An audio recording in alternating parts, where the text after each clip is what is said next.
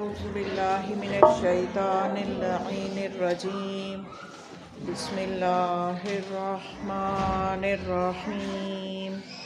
الحمد لله الذي نور قلوبنا بنور الإيمان وبصر عيوننا بضوء العرفان، ثم الصلاة والسلام على رسول الرحمن. اللهم صل على محمد وآل محمد.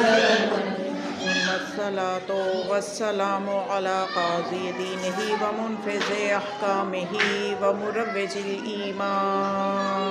اللهم صل على محمد وآل محمد.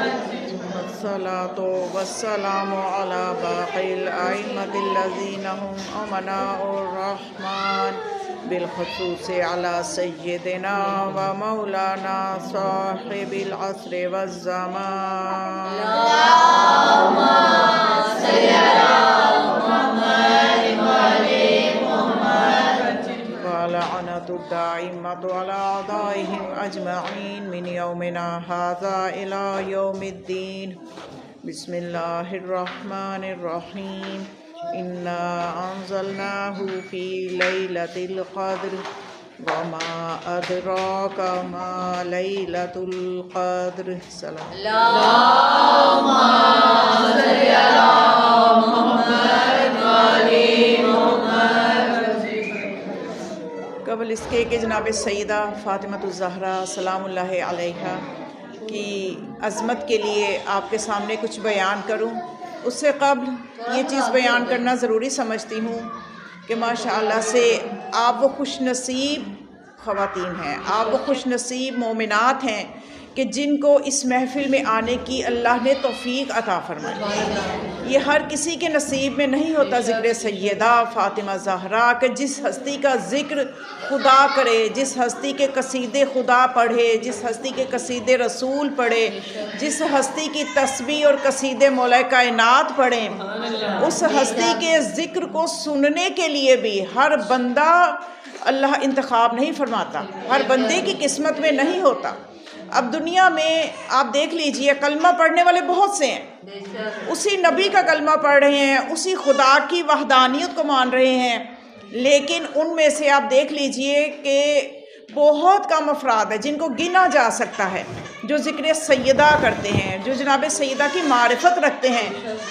اور یہ ایسی خوش نصیبی ہے آپ لوگوں کی کہ ماشاءاللہ سے ایام فاطمہ الزہرا آتے ہیں، آپ لوگ اپنے گھروں سے نکلتے ہیں، وقت نکالتے ہیں اور محبت کے ساتھ، صرف اس محبت میں آپ آتے ہیں کہ بی بی ہم سے راضی ہو جائے، کیونکہ آپ سب جانتے ہیں کہ جن سے سیدہ راضی ہوں گی خدا نے شرط رکھ دی ہے کہ میں صرف اسی سے ہی راضی ہوں. خدا نے اپنی رضا کو جناب سیدہ کی رضا میں قرار دیا ہے. رسول خدا نے جناب سیدہ کے گھر کو اپنا گھر کہا ہے. بلکہ جب آیت نازل ہوئی جس میں خدا نے یہ حکم دیا کہ اے ایمان والو ان گھروں کا احترام کرو، یہ عظیم گھر ہیں، جب پوچھا گیا کہ یہ کن گھروں کا قرآن میں ذکر ہو رہا ہے جن کی عظمت کو خدا بیان کر رہا ہے، یہ کن کے گھر ہیں کیا، تو پھر رسول خدا نے فرمایا یہ انبیاء کے گھروں کی بات ہو رہی ہے. تو خلیفہ اول جو ہے مسلمانوں کے حضرت ابو بکر، وہ اٹھ کھڑے ہوئے اور انہوں نے اشارہ کیا فاطمہ کے گھر کی طرف، علی و فاطمہ کے گھر کی طرف اشارہ کر کے پوچھا کہ یا رسول اللہ کیا یہ گھر بھی اس آیت کا مصداق ہے؟ تو آپ نے فرمایا یہ گھر تو انبیاء کے گھروں سے بھی افضل ہے. یہ تو انبیاء کے گھروں کے بارے میں خدا کہہ رہا ہے، لیکن میری بیٹی فاطمہ کا گھر انبیاء کے گھروں سے بھی افضل ہے. تو یہ وہ ہستی کا ذکر، اتنی عظیم ہستی کے ذکر کے لیے ہم سب یہاں اکٹھے ہوئے ہیں، اور جہاں پہ آل محمد کا ذکر ہو اس سے، اور خاص طور پہ اس پورا شوب دور میں ہر بندہ ڈپریشن کا کہتا ہے میں شکار ہوں. بڑوں نے تو کیا، بچے کہہ رہے ہیں ہمیں ڈپریشن ہو رہا ہے. بچے، جوان بچے جن کی ہنسنے کھیلنے کی عمریں ہیں وہ پریشان ہیں. ایسا پورا شوب دور آ گیا ہے. تو اس پورا شوب دور میں ہمارے لیے جو پناہ گاہ ہے، جو سکون کا باعث ہے، خواہ وہ بوڑھا ہو، خواہ وہ جوان ہو، خواہ وہ بچہ ہو، یہ فرش عزا ہے جو ہمارے لیے دنیا اور آخرت کے سکون کا باعث ہے، اور اس کی معجزاتی تاثیر آپ نے خود مشاہدہ بھی کی ہوگی۔ ایسا نہیں ہے کہ یہ میں کو لفظی خطابت کر رہی ہوں، لفظ ایسے استعمال کر رہی ہوں کہ جو خطابت کا تقاضا ہو، ایسا نہیں ہے۔ یہ آپ مشاہدہ کرتے ہیں اس چیز کا کہ جب آپ مجلس سے ہو کے باہر نکلتے ہیں، آپ کی طبیعت میں ایک ہلکا محسوس ہوتا ہے، بوجھ جیسے کوئی اتر گیا ہے، جیسے ہم نے ان ہستیوں کے حوالے اپنی مصیبتوں کو کر دیا، بس وہ جانے تو یہ مصیبتیں جانے۔ یہی توکل کی علامت ہے۔ یہ کیسا توکل ہے کہ آپ کہیں کہ ہمیں بی بی پہ توکل ہے، بی بی ہماری مدد فرمائیں گی، ہمیں مولا علی علیہ السلام مشکل کشا ہیں، ہماری مدد فرمائیں گے، اور اس کے بعد وجود آپ پریشان رہے۔ اس کے باوجود ہمیں خدا پہ توکل ہے، خدا پہ ہم بھروسہ کرتے، اس کے باوجود آپ رو پیٹ رہے ہیں، پریشان ہیں، تو یہ کیسا توکل ہے؟ یہ تو مذاق ہے۔ اس کو توکل کا مطلب ہے جب آپ نے ان پہ بھروسہ کر لیا ہے، آپ نارمل ہو جائیں۔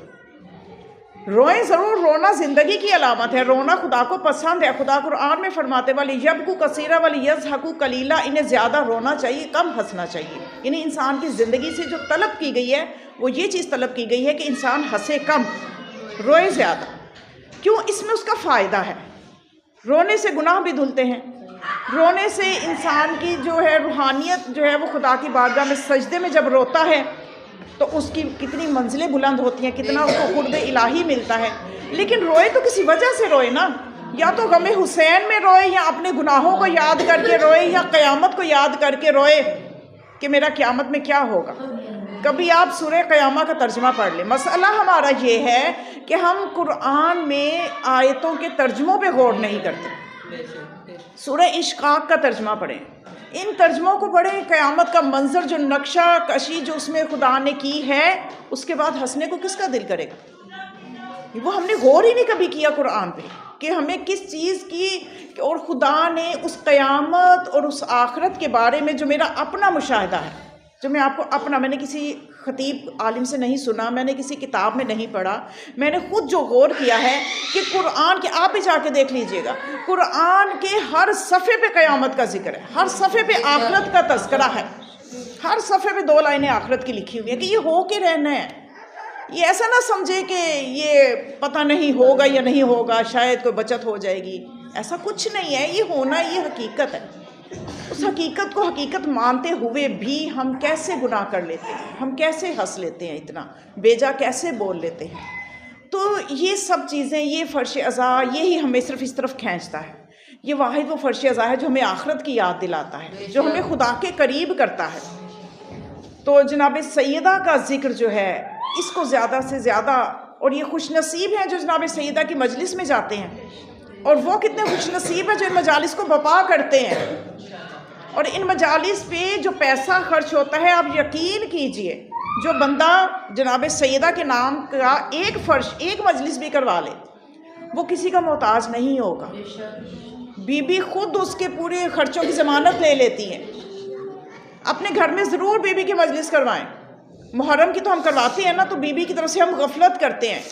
یہ ضروری ہے، یہ اوجب ہے، یعنی واجب تر ہے کہ اس کے لیے ضروری نہیں ہے کہ آپ بہت زیادہ مجمع کریں، 2-3 لوگ گھر کے لوگ بیٹھ جائیں کہ ایام فاطمیہ ہے، ہم نے فرش بچھایا ہے، اور اس میں کوئی نہیں ہے کہ آپ دیگے دم دیں، جو آپ کی حیثیت ہے بسکٹ کے پیکٹ بھی نہیں بانٹ سکتے۔ ہم اپنے پہ کتنے خرچے کرتے ہیں، اس وقت ہم نہیں سوچتے۔ مجلس رکھنا ہمیں بہت مشکل لگتا ہے، اس پہ خرچہ کریں گے تو ہم اتنا ناپ تول کے حساب کتاب نہ کیا کریں اس طرح سے۔ یقین کریں، میرے سے آپ فارمولہ لے لیں، جن کے گھر میں پیسوں کا مسئلہ ہے وہ چھوٹے پیمانے پہ سے 4 لوگوں کو بلا لیں، 5ویں پڑھنے والی، کچھ بھی آپ کسی کو بلا لیں جو پڑھ دے تھوڑا سا بی بی کا، لیکن مستند، ایسا نہیں ہے غلط سلط روایتیں بیان کر کے چلی جائے تو آپ نے ذکر کر لیا، گلے سے نہیں اتارنا، تھوڑا کریں، کوالٹی والا کریں، خلوص کے ساتھ کریں۔ جب یہ محفلیں خلوص کے ساتھ انجام دی جاتی ہیں تو پھر ان محفلوں میں فرشتے آتے ہیں، اور فرشتے مجمع دیکھ کے نہیں خدا بھیجتا کہ جاؤ وہاں زیادہ مجمع، وہاں جاؤ، وہاں صرف 4 لوگ ہیں، وہاں نہ جانا، نہیں۔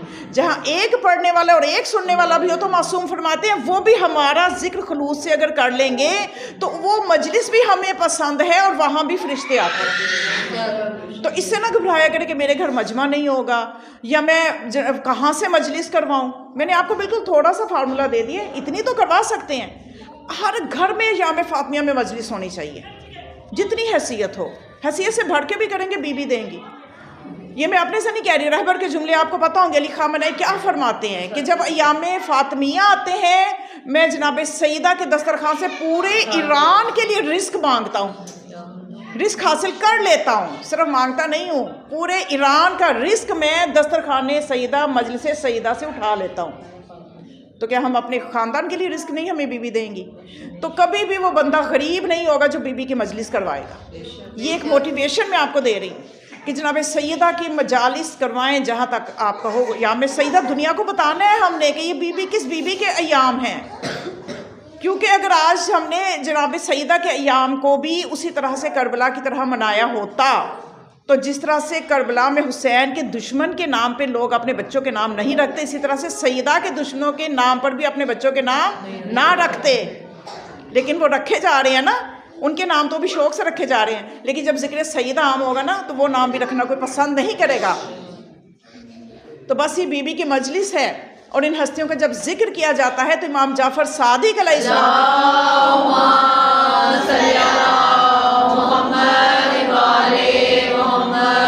امام علیہ السلام اپنے صحابہ کے ساتھ محبوں کے ساتھ تشریف فرما تھے، تو ان میں آپ کے ایک محب جعفر بن عفان وہ بھی موجود تھا۔ تو امام علیہ السلام نے اس سے کہا، اے جعفر بن عفان، بلغنی، مجھ تک یہ بات پہنچی ہے کہ تو کچھ کلام شعر کہتا ہے میرے جد حسین کی شان میں، تو میرے جد حسین کی یاد میں شاعری کرتا ہے، مجھ تک یہ بات پہنچی ہے۔ تو جعفر نے کہا، جعلنی الفدا کا، میرے ماں باپ آپ پہ فدا ہوں، یبن رسول اللہ، ایسا ہی ہے، میں آپ کے جد حسین کے لیے شاعری کرتا ہوں۔ تو پھر امام علیہ السلام نے فرمایا کہ میرا دل یہ چاہتا ہے کہ میں تمہیں حکم یہ دیتا ہوں، میں تمہارا امام بحیثیت امام میں تمہیں یہ حکم دیتا ہوں کہ ابھی اسی وقت مجلس بپا کرو میرے جد کی، اور میرے جد کی شان بیان کرو، ان کے مصائب بیان کرو۔ تو جعفر نے مولا کے حکم کی اطاعت کی۔ دیکھیں یہ ہوتی ہے مجلس، یہ مجلس کو رسمات کا نام نہیں ہے کہ آپ نے اشتہار ہی چھپانے ہیں، فلیکس ہی لگانے ہیں، تو پھر جب تک مجمع نہیں ہوگا، یہ نہیں ہوگا، وہ نہیں ہوگا، تو ہم پتہ نہیں مجلس ہی نہیں ہوگی۔ مجلس کو رسموں سے نکالیں تاکہ یہ عام ہو۔ ہم نے رسومات کو بہت زیادہ بنا کے، نہیں جی جہاں پہ زیارت ہی نکلے گی تو وہ اور کمال کی مجلس ہے، زیارت نہیں نکلے گی تو ادھر کم لوگ جاتے ہیں۔ رسومات سے نکال کے اس کو عام کرنا مقصد ہے کہ ہر گھر تک یہ پیغام پہنچے۔ اب مولا نے بیٹھے بیٹھے مجلس بنا دی، بیٹھے بیٹھے مولا نے فرمایا ابھی مجلس کرو، 2 4 5 جتنے بھی صحابی آپ کے بیٹھے ہوئے تھے۔ تو اس نے جب شعر کہے تو اس کے بعد کیا ہوا کہ لوگوں نے گریا شروع کیا، آنکھوں سے آنسو جاری ہو گئے، حتیٰ کہ امام علیہ السلام کے بارے میں روایت میں ملتا ہے کہ مولا کی، راوی کہتا ہے کہ مولا کی میں نے دیکھا کہ جرت الدموع علی لحیتہ و وجہہ، کہ ان کی داڑھی پہ اور ان کے چہرے پہ آنسو جاری ہو گئے۔ جب گریا ختم ہوا تو مولا نے پھر کیا فرمایا کہ اے جعفر بن عفان، تجھے پتہ ہے کہ یہاں پہ صرف ہم نہیں رو رہے تھے، بکو ملائکۃ المقربین کما بکینا او اکثر، صرف ہم ہی نہیں رو رہے تھے بلکہ ملائکہ مقربین بھی یہاں آئے ہوئے تھے۔ لقد شاہدت، میں نے مشاہدہ کیا ہے، مولا فرماتے ہیں لقد شاہدت، دیکھے گئے ہیں، یہاں پہ مشاہدہ کیے گئے ہیں ملائکہ مقربین، اور وہ بھی رو رہے تھے، اور وہ ہم سے زیادہ رو رہے تھے اس ذکر کو سن کے۔ تو اس کی برکت یہ ہے۔ پھر مولا فرماتے ہیں پتہ ہے جعفر تمہیں اس ذکر سے ملا کیا ہے، تم نے جو شعر کہے ہیں، یہ ماشاءاللہ سے بہنیں ہماری یہ جگہ شاعری کرتی ہیں، لکھتی، چلو پڑھتی ہیں، لکھنا پڑھنا کوئی خدمت، جس کو جو کام آتے خدمت کرے اس در کی، اس گھرانے کی خدمت کے بغیر کچھ نہیں ملنے والا، نہ اس دنیا میں نہ آخرت میں۔ اور فوکس بھی اسی گھرانے کی خدمت پہ، ہم کیا خدمت کر سکتے ہیں یہ سوچا کریں کہ میں کس طرح خدمت کر سکتی، جو آپ کو آتا ہے اس فیلڈ میں نکلیں اور خدمت کریں اس گھرانے کی، اور کوئی زندگی کا مقصد نہیں ہے۔ چھوڑ دیں سب پریشانیوں کو، مصیبتوں کو، میری یہ مسئلہ، میرا وہ، یہ دنیا میں ہی رہ جانے ہیں۔ ہم سے جب آخرت میں جائیں گے تو اللہ نے یہی پوچھنا ہے، یہ نہیں پوچھنا کہ دنیا میں تم کتنی پراپرٹی چھوڑ کے آئے ہو، تم کن گاڑیوں میں پھرتے تھے، تم برانڈ کے کپڑے پہنتے تھے کیا، نہیں، خدا نے کچھ نہیں پوچھنا۔ ان چیزوں پہ مت پریشان ہوا کرے کہ میرے پاس برانڈ کے جوڑے نہیں ہیں، یا میرے پاس گاڑی نہیں ہے، یا میرا گھر اپنا نہیں ہے، نہ ہو، یہ گھر یہاں کسی کا بھی اپنا نہیں ہے۔ کوئی 60 سال رہنے کے لیے آیا ہے، کرایہ دار ہی ہیں سارے، سبھی کرایہ دار ہیں. کوئی 50 سال رہنے کے لیے آیا ہے، کوئی 80 سال رہنے کے لیے آیا ہے. کسی کا اپنا کوئی گھر ہے، وہی گھر ہے جتنا اس کا قد ہے، وہ سب کو ایک جیسا ہی ملنا ہے. اور وہ اندر سے ایک جیسا اس کے اپنے اعمال کی وجہ سے ہوگا، اندر سے وہ ایک جیسا نہیں ہوگا. وہ کہتے ہیں نا قبر کا حال تو مردہ ہی جانتا ہے. یہ تو جو دنیا میں اعمال کیے ہوں گے وہی حالت ہوگی قبر کی. اس گھر کی فکر کیا کریں جہاں پہ خدا نے یہ نہیں پوچھنا کہ تم دنیا میں کیسے تھے، یہ پوچھنا تم محمد علیہ محمد کی معرفت کتنی لے کے آئے ہو. یہ چیز ہے جو سوال کیا جائے گا. اس کی فکر کریں، اس کی فکر ہر لمحہ ہمیں ہونی چاہیے. ہماری اولادیں کدھر جا رہی ہیں، ان کو کتنی معرفت ہے. اس وقت شیطان بڑی شیطانیت کے عروج پہ ہے. کل میں نے بتایا تھا قرب امام کا زمانہ، یہ امام کے قریب ان کے ظہور کا زمانہ، یہ ہونے والا ہے ان کا ظہور. ہمیں اس چیز کی فکر کرنی ہے. ہماری یہ جو ہم نے فضول کی فکریں پالی ہوئی ہیں نا، وہ ہمیں ڈپریشن میں ڈالتی ہیں. اگر ہم یہ والی فکریں کریں نا کہ میں اپنے امام کے ظہور کے لیے کیا کر سکتی ہوں، مجھے کس طرح سے اپنے فرائض کو انجام دینا ہے، ہماری جب فکریں آخرت ہو جائے گی نا تو اس میں ڈپریشن نہیں ہوتا، اس میں صحت اور توانائی اور روحانیت ہوتی ہے. آپ نے دیکھے فقہا کتنے فکر مند ہوتے ہیں، لیکن وہ کبھی دنیا کی فکروں میں نہیں ہوتے. ان کی سادگی، ان کی عاجزی دیکھیں، اور ان کی عمریں بھی طویل ہوتی ہیں، اور ان کی فکر جو ہے وہ فکر آخرت ہوتی ہے. وہ اس طرح کی جسمانی بیماریوں میں بھی مبتلا نہیں ہوتے. خدا ان کو صحت تندرستی دیتا ہے. تو اس فکر میں صحت ہے. وہ جو فکریں ہم نے پالی ہوئی ہیں اس میں ڈپریشن ہے، اس میں بیماریاں ہیں. ڈپریشن پھر کس بیماری کا موجب بنتا ہے؟ بہت سی بیماریوں میں انسان کو دھکیل دیتا ہے ڈپریشن. کسی کام کا انسان نہیں رہتا. جس مقصد کے لیے اللہ نے اسے خلق کیا ہوتا ہے اس مقصد تک وہ کیسے پہنچے گا جب تک کہ وہ صحت مند نہیں ہوگا. تو صحت ملتی ہے اپنی فکروں کی زاویے کو چینج کرے، نوعیت کو چینج کرے. فکر مند تو رہنا ہے. مومن فکر مند ہوتا ہے، یہ مومن کی علامت ہے، لیکن اس کی فکریں دنیا کی فکریں نہیں ہوتی. یہ سب آزمائشی ہیں. اللہ نے مولا فرماتے ہیں کہ تم کسی اور دنیا کے لیے خلق ہوئے ہو، تم اس دنیا کے لیے خلق ہی نہیں ہوئے. یہ تو صرف تمہیں ایک رستہ دیا گیا وہاں تک پہنچانے کے لیے. یہاں کے لیے ہم سمجھتے ہیں ہم یہی کے لیے خلق ہوئے ہیں، تو پھر ہم بھٹک جاتے ہیں. ہم کہتے ہیں یہی کے لیے کرو جو کچھ کرنا. مولا فرما رہے ہیں ہر معصوم نے بتایا ہے اور اپنی طرز زندگی سے بتایا ہے، صرف زبان سے نہیں بتایا. انہوں نے زندگیاں بسر کر کے بتایا ہے کہ زندگی کو کیسے بسر کرنا ہے. تو یہ ان ہستیوں کا جو ذکر ہے، پھر جب اس نے ذکر کیا نا جعفر بن عفان نے مولا کا ذکر کیا، تو پھر مولا نے کیا فرمایا کہ اے جعفر تجھے مل کیا رہا ہے اب اس ذکر سے؟ اور جب اللہ ہو الان کہ الان فی الجنہ، کہ ابھی اللہ نے تجھ پہ اپنی ساری جنت کو واجب قرار دے دیا ہے. وغفر اللہ لک، اور اللہ نے تجھے بخش دیا ہے. اس سے بڑی کوئی محفل دنیا میں ہوگی؟ آپ کتنے بڑے کسی سیمینار میں چلے جائیں، کسی ورک شاپ پہ چلے جائیں، وہاں پہ جا کے آپ کو کیا ضمانت ملے گی کہ ہم گناہ بخشوا کے جا رہے ہیں؟ یہ محفل ہے کہ جہاں پہ ایک آنسو بھی نکلے گا جنت واجب ہو جائے گی. دنیا میں کہاں ایسی محفل ملے گی؟ کوئی ایسی کسی بڑی درسگاہ میں چل جائے، کہیں چل جائے.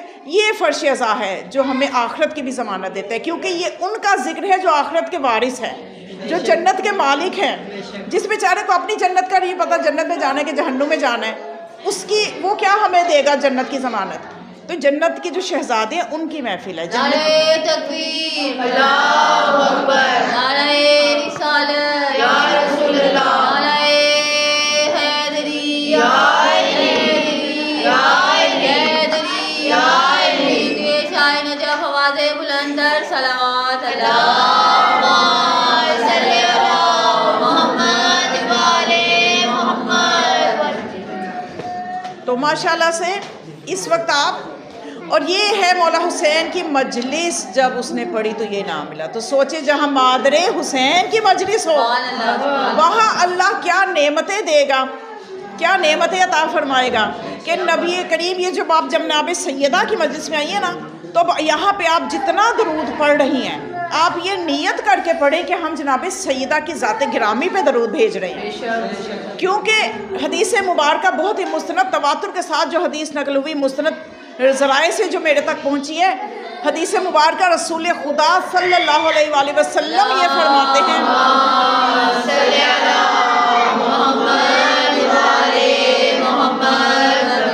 کہ کیا ملنا ہے اس بندے کو، اس مومنہ کو، اس مومن کو.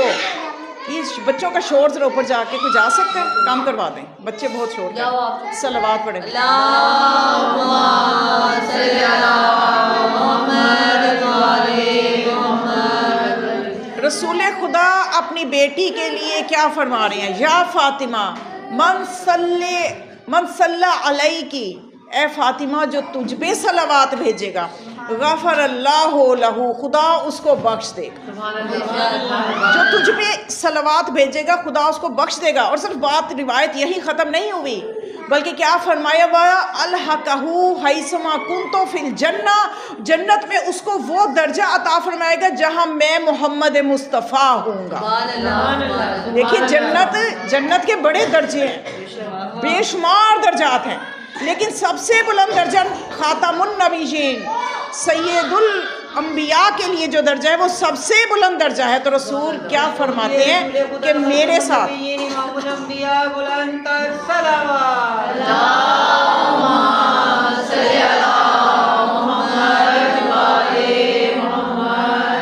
نبی کریم فرماتے ہیں وہ سب سے بلند درجے پر میرے ساتھ ہوگا۔ اب اس سے آگے انسان کو کیا چاہیے کہ آخرت میں جنت ملے، اور وہ بھی وہ والی جنت کے جو سردار انبیاء کی ہمسائیگی میں بندہ رہے۔ تو پھر اب آپ نے جتنی بھی صلوات اس مجلس میں اسی نیت سے کہ یہ ہم بی بی پہ صلوات بھیج رہے ہیں، ان کو جس نے بی بی کے دل کو خوش کیا اس نے ان کے بابا کے دل کو خوش کیا، اس لیے کہ رسول نے یہ فرما دیا کہ یہ فاطمہ میرا جز ہے، میرے جگر کا ٹکڑا۔ یہ ترجمہ غلط ہے، جگر کا ٹکڑا نہیں ہے، میرا ٹکڑا ہے کہ مجھے پہچانو میں رسول ہوں، یہ رسالت کا جز ہے۔ اور پھر جب زبانی لوگوں کو سمجھ نہیں آتی تو آل رسول کی محمد آل محمد کا یہ طریقہ ہے کہ وہ زبانی نہیں ہر بات کہتے، وہ عملاً کر کے دکھاتے ہیں۔ آپ نے فرمایا یہ میرا ٹکڑا ہے، تو جب بھی فاطمہ آتی تھی آپ کھڑے ہو جاتے تھے، اس لیے کہ جزوِ رسالت آ رہا ہے، یہ صرف ایک بیٹی نہیں آ رہی۔ اگر بیٹی کے آنے پہ کھڑا ہونا ہوتا تو آپ حدیث نشر فرما دیتے کہ اے لوگوں دیکھو میں بیٹی کے لیے کھڑا ہو رہا ہوں، تم بھی کل کو اپنی بیٹیوں کے لیے کھڑے ہونا۔ تو آج سارے باپ بیٹیوں کے لیے کھڑے ہوتے، لیکن ایسا کچھ بھی نہیں ہے۔ تو آپ بتانا یہ چاہتے ہیں کہ میں بحیثیت باپ کھڑا نہیں ہو رہا، وہ بحیثیت بیٹی میں اس کے لیے کھڑا نہیں ہو رہا، بلکہ وہ میرا ٹکڑا ہے، وہ جزوِ رسالت ہے، وہ جزوِ نبوت ہے۔ تو جس طرح سے آپ رحمت للعالمین ہیں، عالمین کے لیے رحمت بن کے آئے ہیں، تو جو عالمین کے لیے رحمت ہو اس کے لیے جو رحمت ہو، سوچئے وہ بیٹی کتنی رحیمہ ہوگی، وہ کیسی کریمہ بی بی ہوگی، وہ کتنی عظمت والی بی بی ہوں گی کہ جو رحمت للعالمین کے لیے بھی رحمت کی حیثیت بن کے آئیں۔ تو جناب سیدہ کا وجود بابرکت، وجود مقدس، اولین و آخرین، اول سے لے کے قیامت تک جتنی بھی خواتین ہیں سب کے لیے باعث برکت ہے، سب کے لیے ان کا وجود بابرکت جو ہے اس سے برکتیں اور فیض بٹ رہا ہے۔ اور صرف خواتین میں نہیں بٹ رہا، بلکہ بی بی کے وجود کی برکت، بی بی کے عظمت جو ہے وہ اتنی زیادہ ہے کہ تمام مرد و زن کے لیے راہ عمل ہے، وہ اپنے لیے درس لے سکتے ہیں بی بی کی زندگی سے۔ صرف خواتین ہی نہیں، کیونکہ دیکھیے اگر جزوِ رسالت جناب سیدہ نہ ہوتی تو مردوں کے لیے جو ایک عملی سیرت ہے وہ رسول خدا کی زندگی سے پہنچ رہی تھی، تو خواتین جو ہیں وہ یہ کہہ سکتی تھی کہ وہ رسول جو عالمین جس کا اسوہ، خدا نے کیا فرمایا لقد کان لکم فی رسول اللہ اسوۃ حسنہ، کہ اے لوگو تمہارے لیے تمہارے رسول کی زندگی اسوہ حسنہ ہے۔ تو خواتین یہ کہہ سکتی تھیں، آج تو خواتین ویسے بھی آبادی کا نصف ہو چکی ہیں، وہ کہتی کہ ہمارے لیے اسوہ کیا ہے، مردوں کو تو ہر طرح کا اسوہ مل رہا ہے نا، مکمل اسوہ مل رہا ہے رسول کی ذات سے، تو اس لیے رسول نے فاطمہ کو اپنا جز قرار دے کے کہ اس اسوہ میں آپ کو سیدہ بھی نظر آئیں گی، جو خواتین کے لیے اسوہ ہیں، جو خواتین کے لیے اسوہ بن کے آئیں گی۔ اور ایسا ہے کہ مرد بھی، اور جب ہم اپنے وقت کے امام کا فرمان سنتے اپنی جدہ کی شان میں تو کیا فرماتے ہیں، فی ابنت رسول اللہ اسوۃ حسنہ، کہ مجھ امام کے لیے بھی، مجھ حجت خدا کے لیے بھی میری جدہ فاطمہ کی ذات میں اسوہ حسنہ ہے۔ تو پھر تمام مردوں کے لیے بھی بی بی کی ذات تمام سب کے لیے باعث برکت ہے، سب کے لیے اسوہ ہے، سب اپنی زندگی کے لیے درس لے سکتے ہیں۔ تو یہ چیز ہمیں عملی طور پہ جناب سیدہ کی زندگی میں بھی نظر آتی ہے کہ صرف خواتین ہی آپ کے پاس درس کے لیے نہیں جایا کرتی تھیں، بلکہ مدینے کے مرد بھی اپنی بیویوں کو بھیجا کرتے تھے کہ جاؤ جا کے بنت رسول سے یہ مسئلہ تو پوچھ کے آؤ. صرف خواتین نہیں، خواتین تو خود حاضر ہوتی تھی نا، اور بیوی باقاعدہ درس دیتی تھی. مدینہ میں خواتین کو درس و تدریس کا فریضہ انجام دیتی تھی. لیکن مدینہ کے مرد وہ اپنی بیویوں کو، اپنی بہنوں کو، اپنی ماؤں کو بھیجا کرتے تھے کہ جائیں اور بنت مصطفیٰ سے یہ مسئلہ پوچھ کے آئیں. تو اسی طرح سے ایک شخص نے اپنی بیوی کو بھیجا کہ جاؤ ذرا بنت رسول، میں نے یہ سنا ہے، مجھ تک یہ حدیث پہنچی ہے کہ جو ہمارا شیعہ ہوگا، بنت رسول یہ فرماتی ہیں جو ہمارا شیعہ ہوگا وہ جنت میں جائے گا. تو ذرا پوچھ کے بس یہ کنفرم کر کے آ جاؤ کہ کیا میں ان کا شیعہ ہوں. اس کا مطلب تھا کہ بیوی کہہ دیں گی کہ ہاں بھائی میں تمہارا جو شوہر ہے وہ ٹھیک ہے، وہ ہمارا شیعہ ہے، تو کہتے ہیں مجھے اطمینان ہو جائے گا، میں جنت میں چلا جاؤں گا. تو وہ جب بیوی گئی تو اس وقت جناب سیدہ نے فرمایا کہ اگر وہ ہمارا شیعہ ہے، اگر وہ ان 4 چیزوں پہ عمل کرتا ہے. بیوی نے اس کے بارے میں نہیں بتایا کہ تم شیعہ ہو یا نہیں ہو، بیوی نے معیار دے دیا، کیونکہ بیوی نے جو درس ہے ان کا جو نمونہ عمل ہے وہ صرف اس زمانے کے لیے نہیں ہے، قیامت تک کے لیے سب کو بتا دیا کہ سب اگر دیکھنا چاہتے ہیں کہ وہ بیوی کے شیعہ ہیں یا نہیں تو وہ اس معیار کو پڑھ لیں. یہ ہوتی ہے حکمت، یہ ہوتا ہے علم الہی، یہ ہوتا ہے علم جو کہ بیوی کو وراثت میں اپنے بابا سے جو علم مل رہا ہے. نعرہ رسالت یا رسول اللہ، نعرہ حیدری یا حیدری یا محمد آل محمد، آواز بلند تر صلوات. اللہم صلی علی محمد و آل محمد. بیوی نے فرمایا کہ 4 چیزیں جا کے اسے کو کہ ان کو چیک کرے کہ نمبر 1 تو یہ کہ خدا نے جو چیز واجب کی ہے اسے بجا لائے، جو اس نے حرام کیا، اللہ نے حرام قرار دیا ہے اس سے اپنے آپ کو بچائے، اور جتنے ہمارے محبین ہیں، ولایت کا نور ہے جن کے دلوں میں، ان سے محبت کرے، اور جتنے ہمارے دشمن ہیں ان سے نفرت کرے. دیکھیے یہ معیار.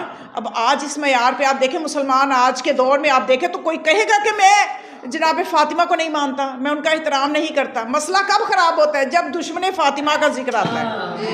اس لیے بیوی نے جو معیار دیے نا وہ قیامت تک کے لیے لوگوں کو دینا ہے کہ ایسے لوگ بھی آئیں گے جو کہیں گے کہ ہم علی سے محبت کرتے ہیں، ہم فاطمہ سے محبت کرتے ہیں، ہم عقیدت رکھتے ہیں اس گھرانے سے، دوسری طرف دشمنوں کی محبت بھی دل میں ہوگی، تو پھر معاملہ کیا فائدہ دے گا؟ اس لیے ہمارے 5 امام فرماتے ہیں، امام باقر علیہ السلام نے فرماتے ہیں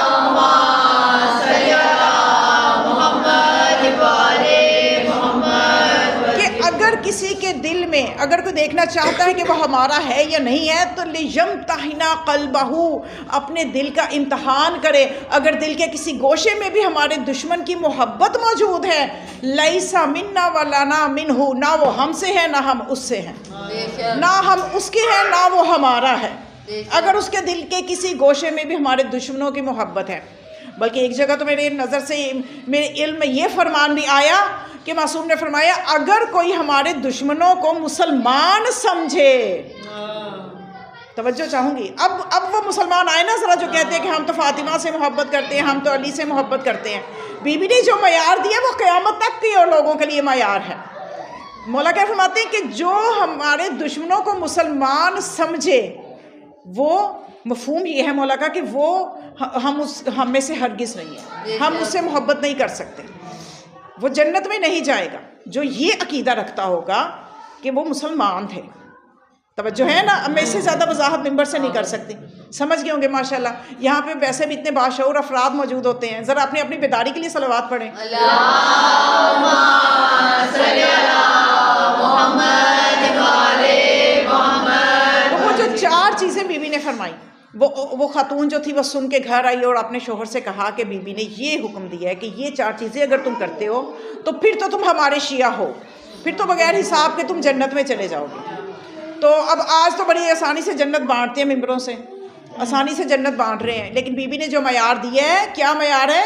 واجبات ادا کرتا ہو. آج تو بے نمازیوں کو بھی کہتے ہیں بھی تم بھی جنت میں جاؤ گے، گالی دینے والوں کو بھی کہتے ہیں تم بھی چلے جاؤ گے. بیوی نے سب کو ہی لے جانا ہے جنت میں. بھائی وہ لے کے تو ضرور جائیں گی، اپنی اولاد کو وہ کیسے برداشت کریں گی کہ وہ جہنم میں جائیں، اپنے چاہنے والوں کو کیسے برداشت کریں گی کہ وہ جہنم میں جائیں. لیکن اس میں اگر واجبات پہ عمل نہیں کیا تو سزا بھگت کے جائے گی. اور شکر کرو بیوی کی سفارش اور شفاعت آ جائے گی، اگر وہ نہ ہوتی تو کبھی بھی نہ بخشے جاتے. اب یہاں پہ لوگ کہتے ہیں جب ہم نے واجب ہی ادا کر لینا ہے، جب ہم نے حرام سے بچ ہی جانا ہے، تو پھر ہمیں کیا ضرورت ہے، پھر ہمیں کیا ضرورت ہے اتنا پریشان ہونے کی؟ جنت میں تو چلی جائیں گے نا کہ ہم واجبات بھی ادا کر رہے ہیں، محرمات سے بھی بچ رہے ہیں۔ بھئی جتنے مرضی واجب ادا کر لو، جب تک کہ سیدہ کی شفاعت نہیں آئے گی نہیں جاؤ گے۔ انبیاء سے زیادہ کون اللہ کی اطاعت کر سکتا ہے؟ انبیاء بھی سیدہ کی شفاعت کے منتظر ہوں گے، سبحان اللہ، سبحان اللہ۔ انبیاء بھی محمد و آل محمد کی شفاعت کا انتظار کریں گے۔ تو ہم جیسوں کی کیا عبادتیں، کیا پتہ کہاں پہ کیا کمزوریاں ہیں، کیا پتہ وضو میں کیا کمزوریاں، کیا پتہ نماز کی مخارج میں ادائیگی میں کیا کمزوریاں۔ اب یہ ساری کمزوریاں جو ہیں یہ شفاعت کام آئے گی۔ کون ہے جو یہ کہہ سکے، آپ جتنے بھی ہیں یا میں کہیں بھی جہاں بھی میں نے یہ سوال پوچھا کوئی نہیں اٹھا، کون ہے جو یہ کہہ سکے کہ میں نے زندگی میں 1-2 رکعت نماز بھی ایسی پڑھی ہے کہ اس میں کوئی غلطی نہیں ہے؟ اگر روایت میں ہے کہ اگر کوئی 2 رکعت نماز بھی ایسی پڑھ لینا جو مقبول ہو جائے تو اس پہ جنت واجب ہے۔ اس کا مطلب ہم سے 2 رکعت بھی ایسی نہیں پڑھی گئی ابھی تک۔ تو یہاں پہ شفاعت کام آئے گی۔ شفاعت نے وہاں کام نہیں آنا، ایک بندے نے نماز کے نزدیک ہی نہیں گیا تو شفاعت کریں گی بی بی؟ ساری عمر بی بی سجدے میں رہی، عبادتیں کرتی رہی، پاؤں پہ ورم، جوانی کے عالم میں پاؤں پہ ورم آ جاتا تھا، سر سے رات اللہ کے سامنے کھڑی ہو کے عبادت کر رہی ہیں، اور پھر شفاعت ایسے کی کریں گی جس نے کبھی نماز ہی نہ پڑھی ہو یا جو نماز کو حقیر جانتا ہو۔ یہ چیزیں سمجھنے کی ہیں۔ اب یہ معیار بہت غور طلب ہے، بی بی نے معیار دیا ہے کہ جو ان 4 چیزوں کو مان لے گا، اس میں عمل بھی آ گیا، اس میں عقیدہ بھی آ گیا، عقیدہ بھی آ گیا۔ 2 چیزیں عقیدے سے لنک کرتی ہیں، 2 چیزیں عمل سے لنک کرتی ہیں۔ واجبات کو ادا کرنا عمل سے تعلق ہے، حرام سے بچنا عمل سے تعلق ہے، اور دشمنوں سے دشمنی رکھنا عقیدے کی بات ہے، اور نور ولایت رکھنے والوں سے دوستی رکھنا عقیدے کی بات ہے۔ تو انسان کا عقیدہ و عمل دونوں درست ہوں گے تو جنت میں جائے گا۔ بے شک، بے شک۔ اب جب یہ محترمہ بیگم صاحبہ یہ پیغام لے کے شوہر کے پاس آئیں تو شوہر نے تو رونا شروع کر دیا، رویا اس بات پہ کہ میں کیسے ہر برائی سے بچ جاؤں، میں کیسے ہر حرام کو چھوڑ دوں، میں کیسے ہر واجب کو انجام دوں۔ آخر میں وہی جو ہماری دلیل ہوتی ہے نا، مٹی کے بنے بندہ بشر ہیں بھائی، ہم بشری مخلوق ہیں، تو کہیں نہ کہیں غلطیاں ہو جاتی ہیں، کبھی نہ کبھی گناہ ہو جاتے ہیں، تو پھر اس کا مطلب میں تو شیعہ نہیں ہوں، اور اس کا مطلب میں تو پھر جہنم میں جھونکا جاؤں گا، میں تو پھر جہنم میں چلا جاؤں گا۔ توجہ ہے نا سب کی؟ وہ پریشان ہو گیا، بہت رویا اس بات پہ۔ تو اس کے بعد اپنی بیوی سے کہا کہ آپ دوبارہ جائیں بنت رسول کے پاس، اور جا کے یہ کہیں کہ میرا شوہر بہت پریشان ہے، اور وہ یہ کہہ رہا ہے کہ ممکن نہیں ہے کہ میں ہر گناہ چھوڑ دوں، کوشش کروں گا لیکن ممکن نہیں ہے کہ میں ہر واجب ادا کر پاؤں، کہیں کوئی کوتاہی ہو جاتی ہے۔ تو پھر بی بی نے فرمایا وہ ہمارا شیعہ نہیں ہے، وہ ہمارا محب ہے۔ بے شک۔ توجہ فرمائی، وہ ہمارا محب ہے۔ صلوات پڑھیں بہت شکریہ۔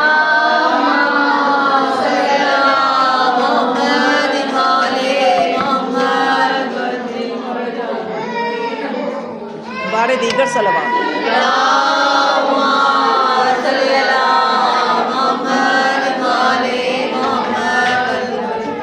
وہ ہمارا محب ہے۔ ایک تو مائک نہیں ہے، اوپر سے میری آواز بھی اتنی اونچی نہیں ہے، میری باریک آواز ہے، اور دوسرا مسئلہ، تیسرا یہ شور والا مسئلہ۔ ابھی آپ کی قسمت ہے، جتنا میں پہنچا سکی، جتنا میں آپ کو دے سکی، انشاءاللہ میری پوری کوشش ہوگی کہ میں آپ کے اذہان عالیہ کو منور کر سکوں، جتنا ہو سکے ذکر سیدہ سے آپ کے قلوب کو منور کر سکوں تو انشاءاللہ کروں گی۔ لیکن آپ تھوڑا سا تعاون کریں کہ آپ جس طرح وہ میں پڑھ رہی ہوں نا جہاد کر کے، آپ جہاد کر کے سننے کی کوشش کریں۔ ایک جناب سیدہ کی روح مقدس کے لیے بہترین جاگتے ہوئی صلوات ہدیہ کریں۔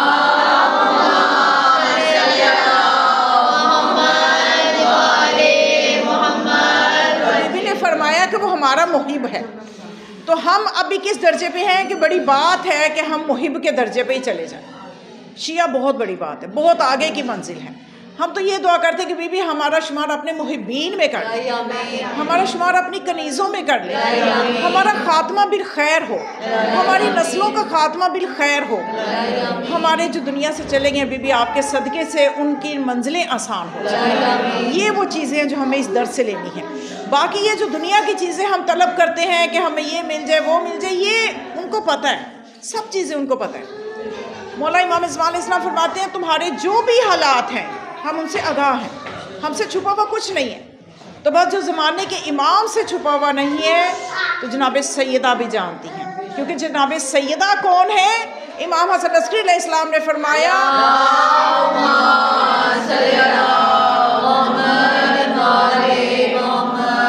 نحنو حجت اللہ علی البرائے و جدتنا فاطمہ حجت اللہ علینا، کہ ہم مخلوق پر، ہم امام مخلوق پر اللہ کی حجت ہیں، ہماری جدہ فاطمہ ہم اماموں پر حجت ہیں۔ جو اماموں پر حجت ہو بی بی، ان سے کون سی بات چھپی ہوگی؟ کوئی بات نہیں چھپی۔ تو بس یہ وہ خاتون جنت ہیں جو ہم سب کی روحانی ماں ہیں، اور جب بھی کوئی مصیبت آئے تو یہ کہہ کے پکارا کریں، چاہے آپ سید ہیں چاہے آپ سید نہیں ہیں، روحانی ماں وہ سب کی ہیں، آپ ماں زہرا کہہ کے پکارا کریں، یا سیدہ آپ ہماری ماں ہیں، آپ ہماری ہر مصیبت کو جانتی ہیں۔ اور یقین کیجئے کہ ماں کے پاس جا کے جب بیٹیاں اپنی مصیبت کا اظہار کرتی ہیں نا، تو مائیں دل سے دعا تو پہلے ہی کر رہی ہوتی ہیں، پھر اور زیادہ جذبے سے دعا کرتی ہیں۔ تو بس مومنات، اسی طرح سے ایک ایسی ماں تھی جو اپنے بچوں سے جوانی میں جدا ہو رہی تھی، اور وہ کون؟ وہ بی بی جناب سیدہ 18 سال کی عمر میں ہماری بی بی کو امت نے اجر رسالت یہ دیا۔ وہ اجر رسالت جو رسول نے مانگا تھا، وہ اجر رسالت اس امت نے اس صورت میں دیا کہ رسول کی جوان بیٹی 18 سال کی عمر میں ضعیفہ لگتی ہے، کمر جھک چکی ہے، ایک ہاتھ پہلو پہ ہے اور پسلیاں شکستہ ہو چکی ہیں۔ یہ اس بیٹی کی حالت بتا رہی ہوں جو سردار انبیاء کی اکلوتی لاڈلی بیٹی، کہ جس کے قصیدے رسول نے مدینے میں پڑھ پڑھ کے سنائے تھے، آج اس بیٹی کو اس حال تک پہنچا دیا ہے اس امت نے۔ ان محنتوں کا یہ صلہ دیا، رسالت پہنچانے کا یہ صلہ دیا، وہ صلہ یہ دیا کہ آج یہ بیٹی جو کہ 18 سال کی عمر ہے، حسنین جیسے خوبصورت بچے ہیں، ام کلثوم اور زینب جیسی بیٹیاں ہیں، لیکن پھر بھی اے سیدہ آپ کیوں اللہ سے موت مانگ رہی ہیں؟